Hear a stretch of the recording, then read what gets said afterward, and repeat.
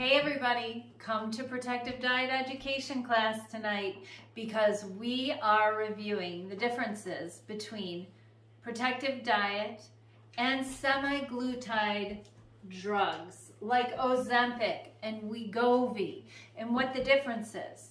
On a protective diet, we are producing the satiation hormone that makes people feel full when they take these drugs.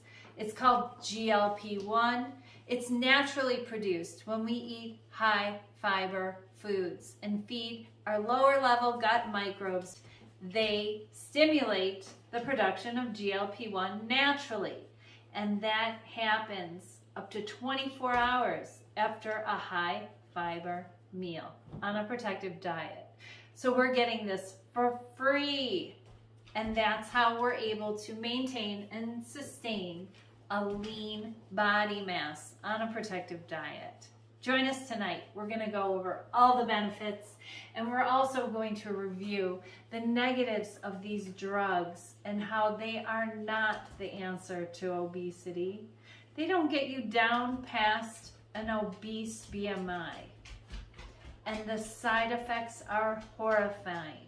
They slow gastric emptying, which then, if you're eating a standard American diet, you're going from an already slow digestive system of 5 days to an even slower one, allowing animals and dairy and pathogenic bacteria to putrefy within your digestive system. And that's why the side effects are gas, burping, bloating, diarrhea, constipation. Oh, that's attractive.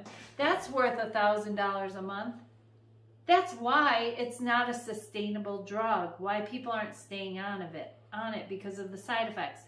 Then there's pancreatitis, because this drug stimulates insulin production when people aren't eating, and their pancreas is overproducing insulin. We're not designed to do that. Hey everybody, join us tonight in Protective Diet Education. It's a can't miss it class. We're talking about protective diet versus semaglutide drugs like Ozempic and Wegovy, and why we don't need those drugs when we're eating a high fiber, whole food, plant-based protective diet. We're producing GLP-1, the satiation hormone that these drugs are mimicking. We produce it when we eat plant fiber. Our lower level microbes produce butyrate. It's an anti-inflammatory short chain fatty acid, and that stimulates GLP-1 hormone production, and we feel full and satisfied on a protective diet. So we don't need these overpriced $1,000 a month drugs with horrifying side effects like pancreatitis, because it's forcing your body to produce insulin unnaturally. It's a synthetic GLP-1 hormone. It's a chemical compound. It's not good for you, and it's most definitely not good for your microbiome.